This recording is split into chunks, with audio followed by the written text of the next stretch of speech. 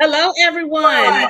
Mm, Welcome to the table. Welcome to the grown folks table. We're so glad that you're pulling up to the table tonight. We're hoping that everyone is having a fantastic Thursday because we are in Atlanta, Georgia, and we are celebrating our Atlanta Braves. So I don't know if it's great where you are, but it's great right here in the A. So if you see us tonight with our World Series shirts on, it's because we're so excited about our Atlanta Braves. The last time the Atlanta Braves won the World Series was in 1995. And so just recently, on I believe November the 2nd, the Braves won yet again a World Series. So it's been quite a long time against Astros. How did it make you feel, ladies? Let's just go ahead before we start talking about Ask Us Anything Thursday. Tell me how it make you feel. Well, I'll start out. I was in the bed, and I like to watch TV from the bed, best position. And so I was switching back and forth with election night, which was a great night, and the Braves. And then because my husband would go in and out, and he was like, "Okay, they're ahead. They're ahead. I don't know if they're gonna stay ahead." But when they finally did it, I'm telling you, I was so excited. And I don't get excited about athletic things as much as most people, but I was like, "They won!" And I am so proud. I really am. Because I think in the midst of all that's going on in our world in these last 2 years, it's a gift to our city, to our stakeholders that live here to celebrate something good. So I'm so proud of my Braves. Honey, I'm gonna be decked out for a while, from head to toe. I'm gonna get a baseball cap to fit on all this hair. I'm going to do it. So I'm excited. I'm excited. Yes, you got to bring your Nelia out. I can tell you that when they won, my husband was hollering all over the house. He woke the children up. They were so frightened. He opened the front door of the house and he was screaming. So it was excitement going through the Cash residence. What Yes. about you all? How exciting was it for you when you found out that the Braves won? Well, I would tell you, I am a sports fan, so I was watching the game. I had to watch the playoffs, and just during the playoffs, I knew the Braves when they beat the Dodgers, that they were definitely the winning team and they could take the series. Now, and I was also back in 1995, back in those days when the Braves, won again, and I just can remember. Just how excited we were back then. Things were a lot different because the location was different. We were really on the south side of Atlanta, just walking to the game, just all of just everything that goes on with getting prepared to get to the game. It was just so exciting. But when you think about the Braves, this just not this didn't just start. This was something they were like putting together over the summer, and it's just a lot when you talk about the draft timeline, the deadline that they have to meet. When they got these great players, that kind of quenched that. It's so strategic too. When you talk about baseball, it's more than hit the ball and run around the base. It's all about the pitchers, the lineup of the pitchers. It's just a great.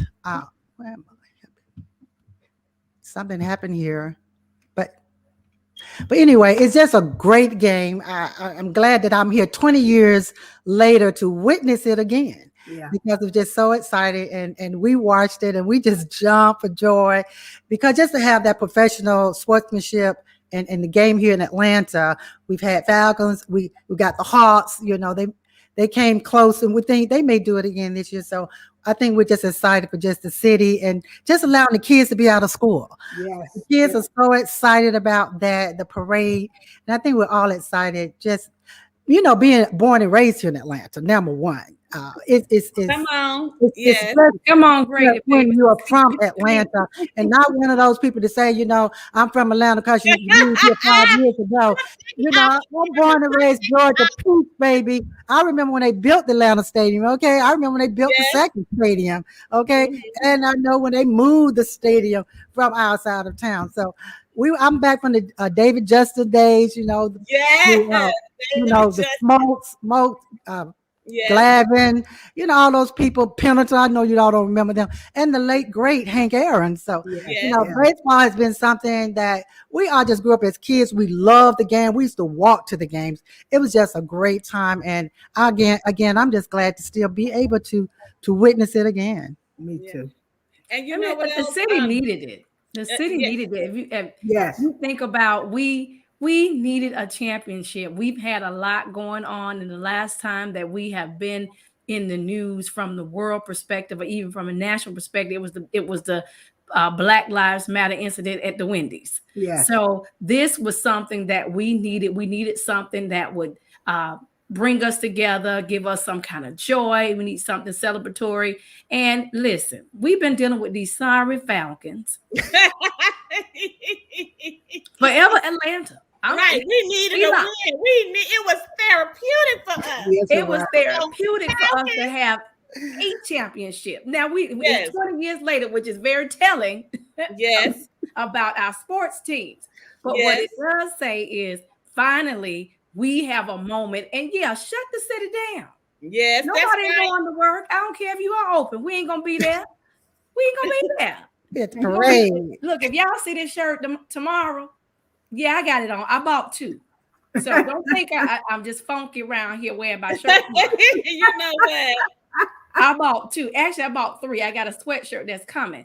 So this was a time we needed this. I'm ready to celebrate. Y'all had me looking crazy the next day, staying up all night. I put on my Facebook page. Y'all Yeah. got me sleeping out here looking like Eddie Kane from the That Five was Heartbeats. funny. Right. Listen, y'all got me out looking crazy. So it is a great time. It's a great time. So It yeah. is. Hey, we And excited. the facility and the facility itself, the new Braves Stadium, right outside, everything is just wonderful. It just Yeah, it serves is. the battery itself is a wonderful experience. So if you've never is. been, my family and I, we go out often. It's like downtown Disney. If you've ever been to downtown Disney with the fireworks and the band and the music and the food, I mean, it's just very festive. And I can imagine we're gonna have a lot of that on tomorrow. Yes. And you know what? I live by the old Braves Stadium. Yes. Mhm. So every time the Braves would win a game, we would get all of the fireworks and all of that. So we could just really just walk out the door and look up and see the fireworks. So in 1995, like you, Dolores, we were all down in the midst of everything that's going on. People were excited. They were up all night. It was a great time. So let me tell you, I think I'm so excited. I don't know. And then people like, well, are you really a Braves fan? Or you getting the bandwagon? Atlanta fans don't get on bandwagons. We are No, we always don't. Atlanta fans. Whatever Yes. team it is, we don't have to watch every game. We have to attend every game. We are supporters of Atlanta teams, good, bad, ugly, and you know what, loss Well, I need and to bad interject. quarterbacks. I do need to interject because I feel some kind of way because I'm outnumbered with these people who were born and raised here. I really feel some kind of way. Listen, I do my best to fit in. I do. But y'all kind you've of been here long enough, Vic. now. Listen, Right. I've been here 36 years, so That's right. I'm from the nasty natty. Now I am still a Not the Buckeye. nasty natty I'm a now. Buckeye and a peach, so I call myself a buck peach. You know what? I'm a buck peach. A buck peach. Treat me nice, y'all. I was here in 95 and I'm here now. Oh, Well, as you can see, the spirit of Atlanta is just beautiful. It's like no other. It's nothing like Atlanta. I may not be a Grady baby, but I'm a Crawford Long baby. So I've been in the A Street. You was around the corner. I'm You was around the corner. But also, we're talking about our mayor race. I mean, Yeah. that was another exciting Yeah. event to continue to watch. I mean, what are you all thinking about? Libby, you're right there in the city. I already know you're on fire about the whole race. Who's gonna be our next Atlanta mayor? Well, I think here is, let me first say, it was disappointing to know that we had a very low voter turnout. Yes. Yeah. That was very disappointing. You can go and walk in and walk out. You like Mm. it, but then you're like, okay, something is not good about this. Mhm. So we know that it was a very low voter turnout, and we didn't have as large of an absentee ballot voting population as we have had in the presidential election. So Mhm. all those factors weren't so good, and it kind of gives me a pause about the runoff. So I know that a lot of work is going to have to happen to get people out to go back for the runoff election. But here is who I think is Tell us. going to win the mayoral race. I think Andre Dickens is going to win the mayoral race. Yeah. And here's why I think that he's going to do that. There are people that are not very happy with what Felecia Moore has done in the city council. Mhm. You have talked about the crime, and you talked about the problem, the violence in the city, but you've been sitting in the chair. You may have not been the mayor, but you had an intricate part of a lot of things. So there's a lot of people that's not very happy about that. And I think that Andrew Dickens, he's going to pick up Kasim Reed's votes, because the Kasim folk, they like the Beyonce Beehive.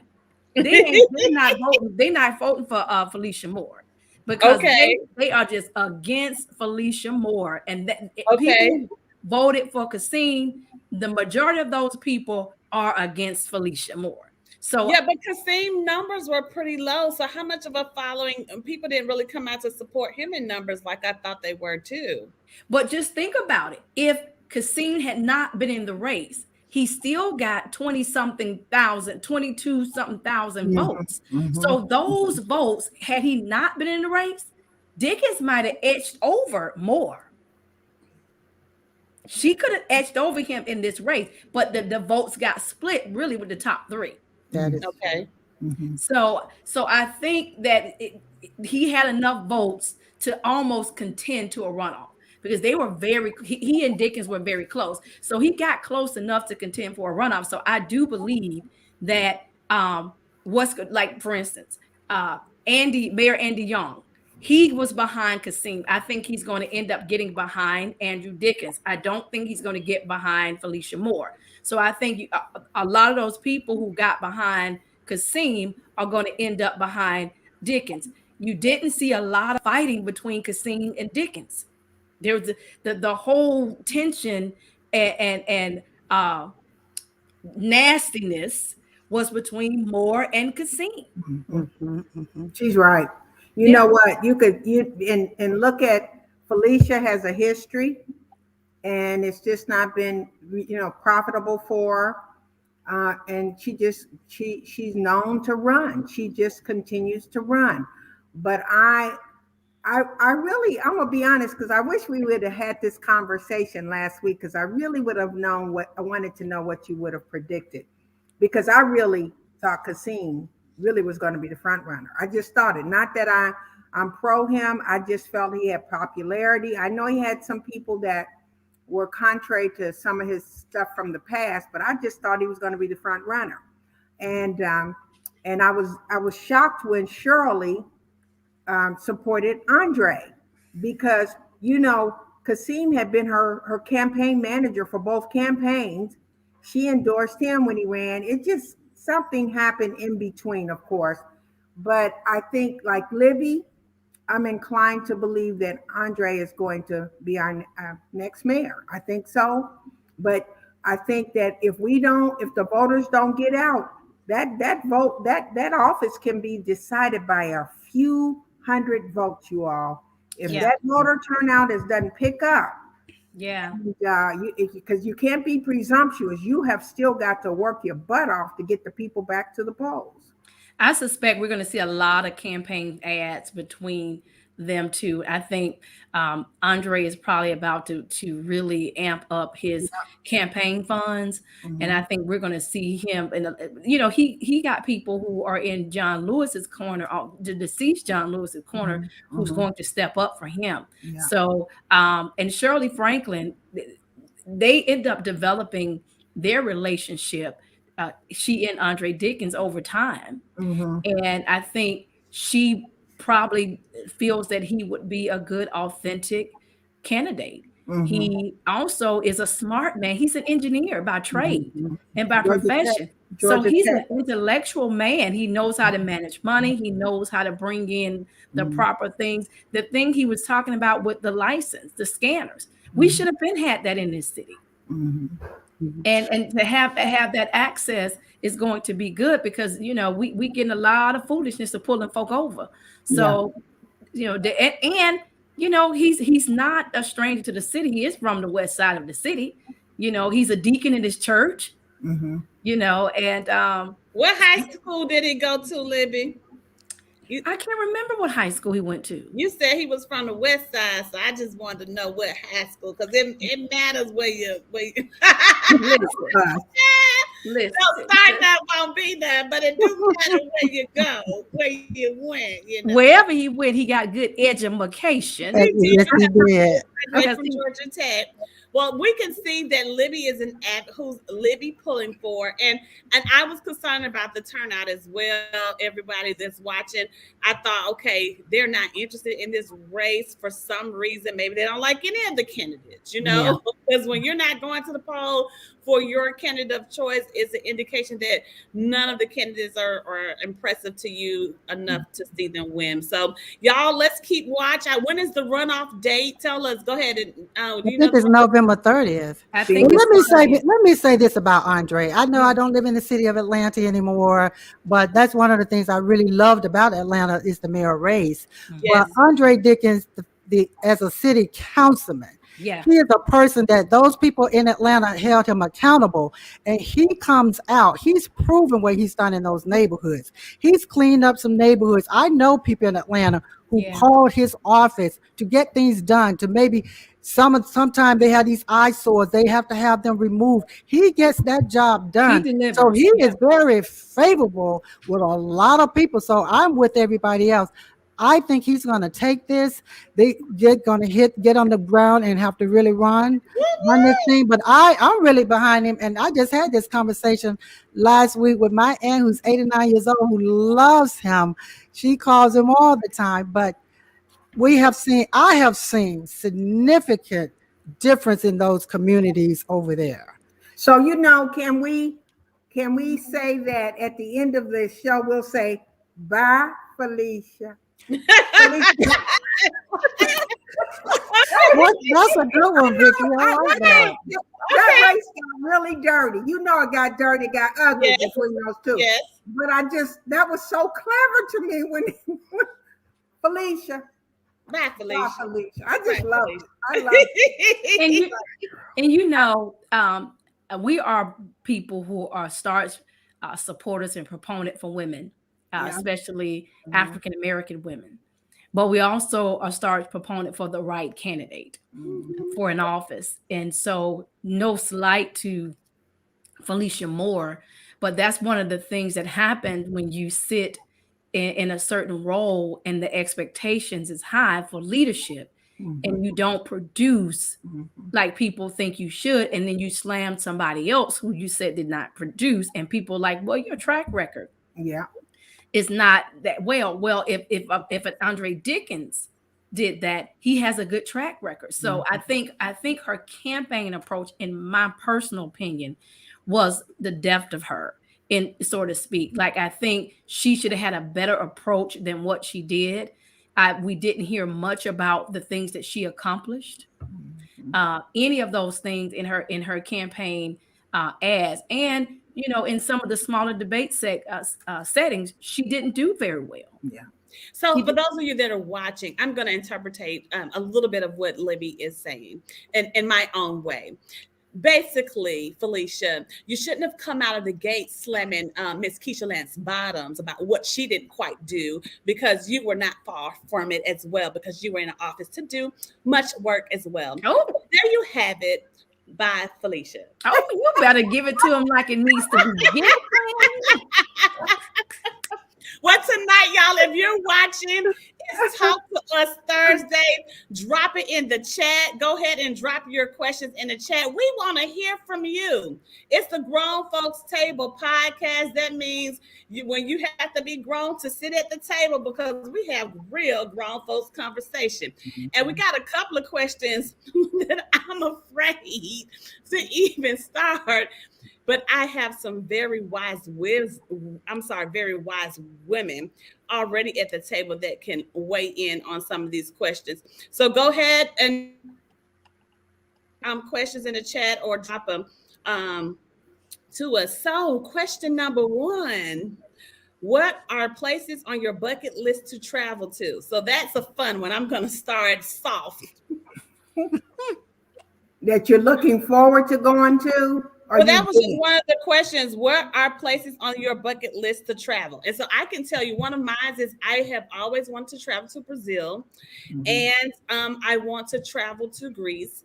And then my husband was like, I can't tell you exactly what he said, but he's like, we have to go to some places where people are the same hue as we are, and visit those places as well. And so, of course, there's some places in Africa. I've never been to Africa. I was this close to going right before COVID. I was had a plane ticket and everything to Ghana. So I'm looking forward to visiting some places there as well. What about you guys? I still got a list. We were headed to, like you, we had a trip. It took us 2 years to plan. We were headed to Italy. Yes. And it was about 12 of us. And so you know how much time it takes to get everybody's schedule coordinated. We had bought the flights.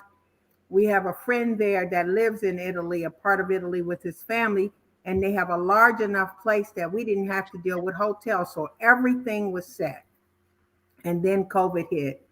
And I'm just glad I had insurance on the ticket. So we got our money back. But so Italy is still on my list. And Greece, I want Greece, to go to Greece like you. But I like to travel.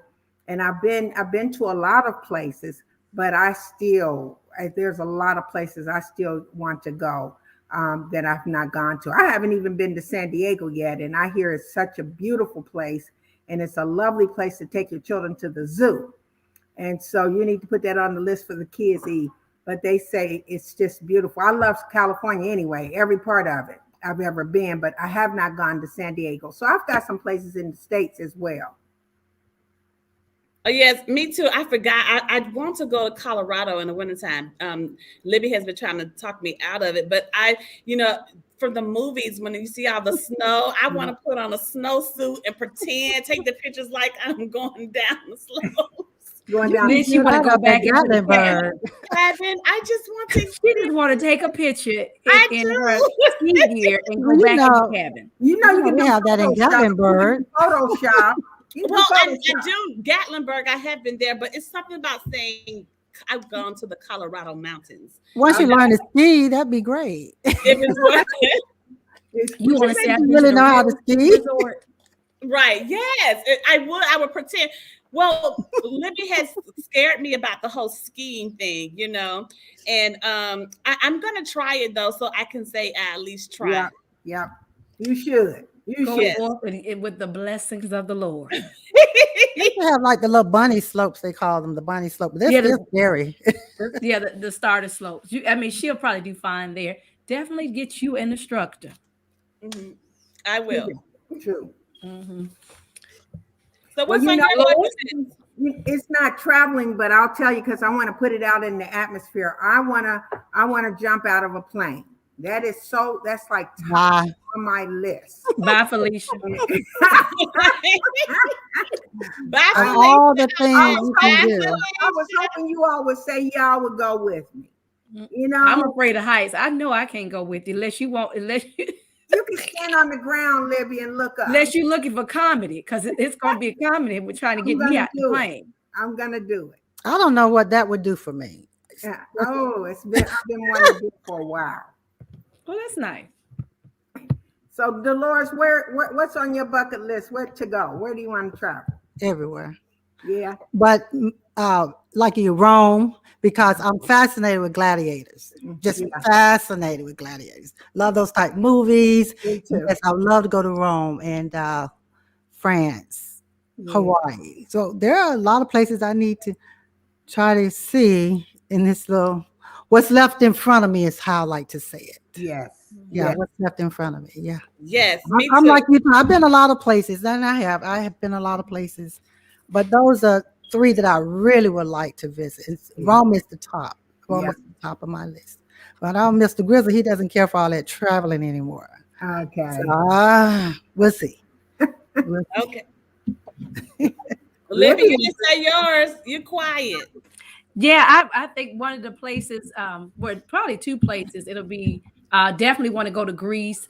Thailand is one of the places as well that I cannot wait to visit. There's a place in Africa, and I know I'm not going to pronounce it correctly, but it's Seychelles, Seychelles, something like that. But it's Seychelles. It's a Mm, beautiful place. So sounds that's a good. place that I want to visit as well. So those three are probably one of my top bucket lists. I definitely still want to go to Paris. I've never been to Paris, yeah, but I want to do a European kind of tour. So I want to do Paris, Brussels. I want to go to all of those places. So there's a number of Amsterdam. I want to hit all those yeah, places when I go. So I need a whole 2 weeks to yes, do that. I want to go to Spain, and then yeah, I want to boat over to Morocco. Yeah. yeah, So Ooh, yes. That kind of trip. yes. yes, honey. Mm. Well, Listen. drop it in the chat and tell us where you all want to travel to. We want to hear from you tonight too. And I saw you out there. Where do you want to travel to, Miss Ann? Ah, let us know, Anne. Libby, Let my us know. sister, Libby, my sister, was a flight attendant for some years, but she said Thailand was absolutely beautiful. Yeah, I hear it's Mm-hmm. absolutely She said beautiful. it was so beautiful. I Yeah, hadn't put it on my list, but she really thought it was beautiful. yeah. Everybody talks about it. My screensaver, my wall paper has a picture of Thailand on it. Hmm. Yeah, Okay, I'm in ladies. love with that place. Our next question is: how do you know when it's time to switch careers? Hmm. Well, as the HR person, I'll lean in on that one. So, for me, and this is just what I recommend. This is from my professional experience. When you are burned out and it no longer excites you to go to work, when you are calling out, when you are making up reasons not to go to work, when you're very dissatisfied and you're not doing the job, then you may need to change careers, find something that's going to bring you joy, that makes you happy, that the company or the people you're working for and with will get the best of you. So those are all the things that I think lets you know, okay, it's time to make a career change. Compensation is not necessarily the driving force for a career place these days. Sometimes people are looking for more than just compensation. But if compensation is your driving force and you're looking to make more money, or you feel like that you could make more with a different company, then change careers if you're not making what you think you can make. And sometimes there's some jobs that allows you to have transferable skills, and that could afford you the opportunity to make the salary that you want. So those are my two nuggets. You know Anybody what? else? I would say too. The first thing came to me was joy. If there's no Yes. joy, Yes. if nothing calls you in the morning, that's time. It's time. And you know what? One thing I thought about is a lot of times when you get burnt out, you become bitter, Yes. and you make the problem your employer is the problem. When sometimes when you want to do some introspection, Yes. you're the problem. And if you are in the wrong place because you don't belong there, you are a problem. And so I think that executive coaching is a good thing for people to go and get somebody to help them figure out what do you want to be when you grow up, right? Yes. And Yes. I'm talking to grown folks, right? You still haven't figured out what you want to be when you grow up, and get some guidance there. But you want to wake up with a sense of joy that something is calling your name. that you Yes. must show up in. And I'm like you at the season I am in life. Money is not that driving force. I want to feel good. And I do know the scripture, Liberty, that says, money solveth all things. And I've asked the Lord, why you put that in there? But it's true. But it can't be your only driving force. It's a good thing to have a wonderful wage where you can live the life you want, but joy is at the core of it for me. Absolutely, and wonderfully said, Vicky. Wonderfully said. Yeah, I think you know, we don't have to be tied to anything. Mm-hmm. I think that's the first thing to understand. And the reason why we ask the question is possibly because we feel like we have to be tied to something. But we don't have to be tied to something. If it's not working, it's not working. It may have worked in the season, but it may not be working now, which means you're not being challenged. Mm-hmm. You're not getting you've talked about some things that you want to do. You've gone back and got training and education or certifications, and you want to move into another area. You want to be mentored in another department, and you're getting the no's.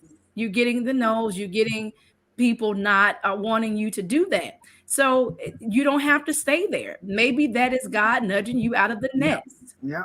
And so just get out of the nest. It's okay to change careers, just like it's okay to change your address. Mm-hmm. Right? You don't have to stay Yes. anywhere long. Yep. Yes. Unless you desire to do that. It's Mm-hmm. okay for us to be open to certain changes in our lives because there is a blessing in the change. And so I think people just feel tired so much that we don't know how to launch out. And you know what? Get over the fear of it. If you feel really led Mm-hmm. to go and do something else or something different, listen, we wouldn't have a lot of places to go to shop at if people stayed at their jobs. Mm-hmm. You I know, think too, Yeah. Libya, that this generation, especially the millennials, the Generation Z, they probably will not be in jobs, say as long as I know I have or Vicky have, because these corporations are not taking care of you anymore. Mm-hmm. That's over the pensions that we're given. You stay at a company and we give you all these great benefits. We'll take care of you for life. That's over. So I can see them moving every 2 to 3 years. Actually, it's best too every 3 to 4 to move on. And that's how you can really make your money. But there are so many great jobs. I think it's important if people early on can learn, really know what it is they really want to do. I think they need to Yeah. tap into their inner self. And just like if I have this outgoing personality and I really very free spirited, I don't really want to sit behind a desk. But there are some great jobs, and you don't necessarily have to do that. Yeah. And I say that because I worked in advertising for 15 years, and you don't find blacks in advertising because we're not taught that. We're taught to go work at phone company, Yeah. you know, go to corporate America, those type things, but we weren't taught that. So in that particular arena, there are more white, more young whites, but you can count blacks on one hand. But an excellent career.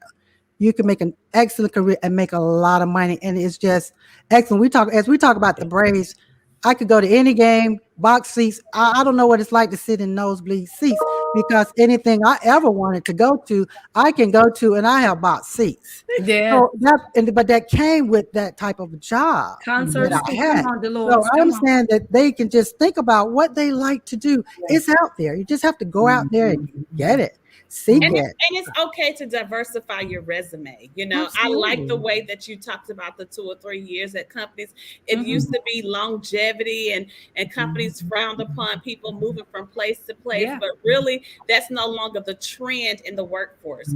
So, you know, the more experience you have, the more well-rounded people will be receptive to you in hiring you. So it looks good to have worked for 2 or 3 companies doing something different. You know, it just does, because you're bringing on those experiences, and that's what companies want. They want some authentic experiences, some fresh eyes, some fresh feelings that you can bring to a company. Even if, as Ann is saying, even if you moved even the same company, but you worked in different departments, that is also too showing how agile you are, that you're able to be flexible, that you can, go from that your skills are transferable to go from one department to the next. So it may not be that you're going to necessarily have to change careers in terms of company. It may be that you may need to apply to a different department. Yes. Within that company. That way, if you want to keep some of your benefits, your PTO, and all the things that go with that, and that's valuable to you, then you can do it that way. You're staying in the same matching program, all that kind of thing. Sometimes those things weigh out. So if that's your desire, you've been in sales for so long, and now you have desire to be in finance. You've gone back to school, you got the things that you need in the certifications and licenses. Go ahead and start applying for jobs in finance. And then here's the other thing to do. Look people up, network, and ask them to go for coffee if you're in the building. If you remote and they're local, ask them for a Teams meeting. Or ask them to meet you at a coffee place. You may not drink coffee, you may drink tea, but you go and sit and have a chat about working in that department. What are some things that people look for? If the person, corporate America especially, they're very big on mentoring. If they're interested in being your mentor, so that you can learn, can you do some things from that perspective? So you can learn. There are a lot of things that you can do to advance your career within a organization or outside. Yeah. You know what, too, Libby, my son told me this, and he's a millennial. And he said, Mom, he said, you and Dad are the last of the Mohicans. Nobody said he said if they get 6 years out of you, that's a lot. Yes. And because I was like, what, why do you all change jobs like that? And he said, I'm looking at the 401ks. I'm looking at the stock options. He said, I'm looking at advanced promotable opportunities. He said, Mom, this is a different world because we've discovered, Dolores, he said, companies don't take care of you like they took care of y'all years ago. He said, and so why would you invest your whole life in a company that shuts down, go down the street and start another company and leave you holding the bag? High and dry. That's right. Yeah, and so it's something to learn. And I thought, wow, it's a sign of the times, but also it makes them more marketable. Yeah. He said, and one thing he said, now be quiet, he said, I remember when he was interviewing for a company, he went out on LinkedIn, he went out on Facebook and the social media platforms, and he studied it, not just about the company, about the lady that was interviewing him, his VP. And he came back and good. all the things she liked, right? Like, Yes. He mentioned where he went to have dinner because she had posted on her page that was one of her favorite restaurants. I was like, that's genius. That's correct. Just go out and study people, and then they'll give you what to say when you're on the interview. Yeah, that is correct. That clever. is correct. Well, you guys heard right here at the grown folks table. These women are dropping some nuggets. I hope you all are taking notes. We had another question. So, ladies, brace yourself for this one. It says, how do you handle infidelity in a marriage or relationship? Is it an automatic divorce? Wow. Crickets. Well, I'll just jump in because nobody else did. I don't think it is. I don't. And I say that, let me say this. I think that's a personal decision. And your marriage, what your investment has been and what your spouse's investment has been. If you just ask a blanket question such as that, I say it should not be grounds for an automatic divorce. Infidelity, now, if you're talking about consistent infidelity, where it's a way of life, you buy Felecia. Well, you got a girlfriend. That's that's problematic. And so I'm just saying. But if you've invested in it and somebody is unfaithful, I would say I would not try to do it without help. Though I think counseling is critical. Yeah, and I think it shouldn't just be any counselor. I think it should come from a spiritual, biblical base. so that you can walk through what happened. Because if you don't understand why things have happened, it bears to repeat itself again in your relationship. I don't think it's a no deal. Break the deal. I think I wouldn't, unless that's subconsciously what you really want to do, and that's walk away. Yeah, I would say nobody can ever say that. And I say that because people always say, "Yeah, if he or she cheat, I'm out," and then he and she cheat, And you in. and you in, and you in for many reasons. Mm-hmm. You invested a whole lot. Mm-hmm. Now you said that you were married, you weren't married, or we were. If you were, you were only married 2 years. Now you've been married 11, 20, 30, and 40 years. Mm-hmm. So it doesn't come, the cost of it may not be as large as you thought. Now, as Vicky is saying, if this is habit and behavior, this is a different situation. Mm-hmm. So you're now asking to be cut or something around that. You asked to be strangled and put in the body bag. Well, I couldn't believe Vicky didn't bring up the knife. I was like, oh my God, she must have been really You coming asked out of to the be place dragged of to worship and Mississippi the with word today, because her countenance was so calm and the way she delivered I am it. saved. was I'm like- born again today. Okay. Whatever. I'm trying to make heaven my home. Okay. Stop trying to bring up things from the past. you're asking for the Peter spirit to be resurrected. I do keep a knife. Okay. I do. I keep a knife. You do? Okay, I was about to say, I was like, wait a minute, she didn't say nothing about no knife, no nothing. She gave all this little sounding bite. I was like, that was good. You had me believing it. I mean, I was like, that's good. That's good. I just gotta say, what the both of them have said is very true. It is very important to the individual. And I always say everybody is fearfully and wonderfully made different. And God bless you real good, because I just ain't got it in me. Oh my God, y'all have to come get me. I be doing some of that deal stuff.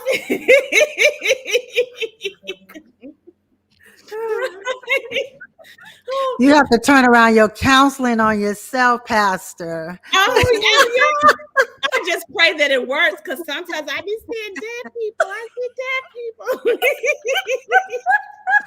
But I think that this younger generation, we could continue to talk about them, that they're not having it. They are just not having it. Yeah. They'll be like, no. Yeah. They will. That leads to the next one. It says, Ooh, child, let me turn the fan on. Oh, girl, look, that's what I'm doing, Libby. I need the fan. You brought up that knife. It just took me back. The next question says, what do you do when you think you and your spouse have grown apart? Have what? Grown apart. Oh, Lord have mercy. Well, I'll say this, that it can happen very easily. Yeah. It really is easy. Yes. And so if you wake up one day and you discover it is upon you, again, it goes back to how much you've invested, because if you've made an investment, it's worth saving. Mm-hmm. And only you can determine, is it worth saving? And that means you can fall back in love again. You can begin to court one another again. I was just talking to my husband. I just said this to my husband very recently. I said, you need to date me more. I did. And it came out of nowhere. And you know what? I promise you, this was his response. He said, I'm glad you said that. I hadn't thought about that, Vic. He said, I hadn't thought about it. I said, we need to date. And we do a lot of things together, but it's a lot of times it's around work. Yes. Yes. Mhm. Yeah. And I just told my husband, I told him the same thing. I told him I take him for granted, you know. You know, I really do. I look Aw. up and I'm like, oh my God, you know, I take him for granted and I need to do better Yes. about that, you know, about dating him and seeing about what he needs. Because the kids be trying to take over. But Yes. you know, but they're not gonna always be here. And so then you look Yeah. up and then you have this person, it's like, okay, that you got to get to know, and you've poured all these years into being an Uber for the kids, Betty Crocker running around with their needs and all that kind of thing. So you're totally right. You know, it's correct. But let me ask you, do you take like some time away for yourself or just go away a week at a time away from it? Because when you do things like that, then you really can miss them and they can Yeah. miss you. Oh, I And you need to just good. do can't that wait to more. get back together. And I know when you have kids, it That's may be good. difficult.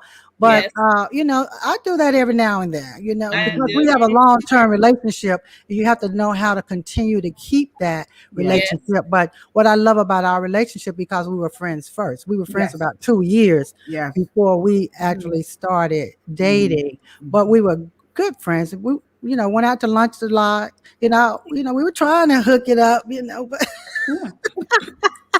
Yeah. back then you just took your time. But it was good. But I think that is a great thing. I know I do it. I think it helps me to do that. I think it helps you to appreciate what you have yes. and vice versa. So you all may want to try it if you haven't done it. Yeah. Yeah. Stay Well, gone you about know, I 7 think, days. yeah. And Dolores, I think that's really good advice. Honestly, I think that's great advice. I think too, you got to find out growing apart in what. So let's see. Let's pull apart that and figure out what where's the disconnect. Yes. So if we're growing apart, what has changed that you're seeing that maybe I'm not seeing? So let's first deal with the disconnect of that, and then see if we can fix that disconnect. If that disconnect doesn't seem like it's fixable between us two, then that's when counseling a third party may need to come in to institute some things that we can do to bring us back together, quote unquote, fall back in love again or start dating. And I think a lot of times the growing apart, it is due to communication. A lot of people are not communicating what they need or what they're missing or what used to be, and all those things. And so I think, and the other thing is that people don't talk about attraction may change. And that's one thing we don't deal with enough. How do we get back to that thing? So that's important too. You know, have we let ourselves go? We being men or women, have we don't care anymore about, how we look and how we care ourselves. These things matter. And so I think all of those things you have to think about as well. That's why the dating part is probably good because it gives everybody a chance to dress up, Yeah. to get out of the house and in the t-shirt and the pants and this and walking around and I may put my hair in the ponytail, I may not do nothing. I just that kind it gets us out of that, and it kind of, I think, rejuvenates something within. So I think you got to think about what is causing us to grow apart so that we can deal with that disconnect. Yes. That's good, Libby. That's good. That's good. Well, you get all this good therapy and advice from the grown folks table podcast on tonight. And I know we didn't get to everyone's question, but it has been such a wonderful time tonight. Hasn't it been, ladies? It's been great. This has been wonderful. We have to do this again. So make sure you tune in next Thursday at 8 o'clock p.m. And make sure you subscribe to all of our podcasts too as well. We're on all major podcast channels. Good night. Good night, everybody. Bye, Felecia. Bye, girl.